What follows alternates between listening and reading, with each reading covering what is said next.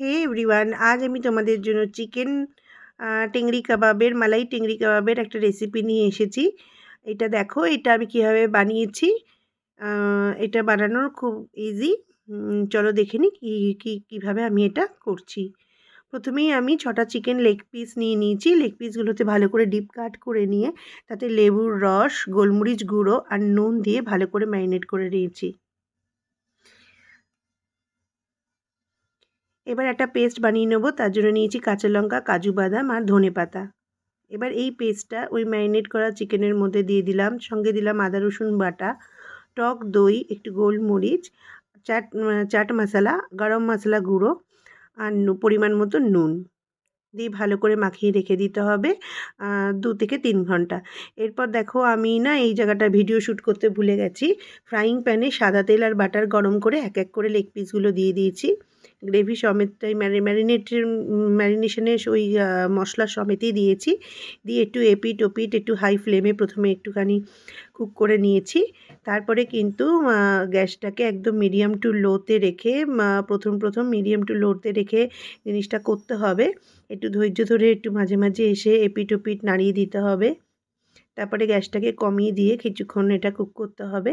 আর মাঝে মাঝে এসেই এটাকে নাড়াতে হবে, তা না হলে কিন্তু মশলাগুলো পুড়ে যাবে। ঢাকা দেওয়ার খুব একটা দরকার নেই। এটা এমনিভাবেই হয়ে যাবে, যেহেতু চিকেন সফট আর ম্যারিনেট করা থাকে, তো অল্পতেই হয়ে যাবে। দেখো, আমার মশলাটা কিন্তু অনেকটা গা মাখা হয়ে গেছে, কালার চেঞ্জ হয়ে গেছে। এবার দেখো, আমার মাংসটাও সিদ্ধ হয়ে গেছে। তো এবার আমি এটাকে এই জালিটার মধ্যে নিয়ে একটু স্মোকি ফ্লেভার দেওয়ার জন্য লেগ পিসগুলোকে তুলে একটু এপিট ওপিট একটু পুড়িয়ে নিলাম, একটু সেঁকে নিলাম যাকে বলে। এবার তাতে কি হবে, একটা কাবাবের যে পোড়া পোড়া গন্ধ সেটা থাকবে। এবার আমি ফ্রাইং প্যানটা ভালো করে জল ধোয়া করে নিয়ে তাতে বেশ কিছুটা ফ্রেশ ক্রিম দিয়ে দিলাম। যদি কারোর কাছে ফ্রেশ ক্রিম না থাকে, সে দুধের মালাই দিতে পারো। দুধের মালাইটা কিন্তু একদম ফেটিয়ে দেবে ভালো করে। এবার দেখো, আমি দুধের মালাইটার মধ্যে আমি একটু গোলমরিচ গুঁড়ো দিলাম আর সামান্য একটু নুন দিলাম।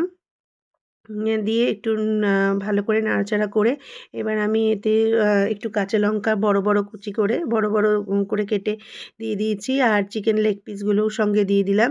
দিয়ে এই মালাইটাকে ভালো করে চিকেন লেগ পিসের সাথে মিশিয়ে নিচ্ছি। এটা কিন্তু আমরা এটা হাই ফ্লেমে করব। আর এই সময় আমি বাটার দিলাম। অ্যাকচুয়ালি আমাকে বাটারটা প্রথমে দিলে ভালো হতো, ফ্রাইং প্যানে বাটার দিয়ে ফ্রেশ ক্রিমটা দিলে ভালো হতো। আমি ভুলে গেছিলাম বলে আমি এই সময় দিয়েছি, কিন্তু তাতে টেস্টে কোনো পার্থক্য আসেনি। তো এইবার দেখো, আমার মোটামুটি হয়ে এসছে। এবার একটুখানি শিমলা মির্চ বা ক্যাপসিকাম একটু ছোট ছোট করে কেটে ওপরে দিয়ে দিয়েছি। এটা যদি তোমরা ভালো না লাগে তো নাও দিতে পারো। আমার যেহেতু ভালো লাগে আমি দিয়েছি, খেতে ভালো লাগে।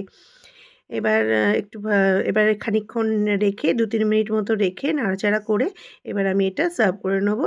এটা খেতে খুব ভালো হয়। আমরা এটা পরোটার সাথে খেয়েছি, কেউ স্টার্টার হিসাবেও খেতে পারো।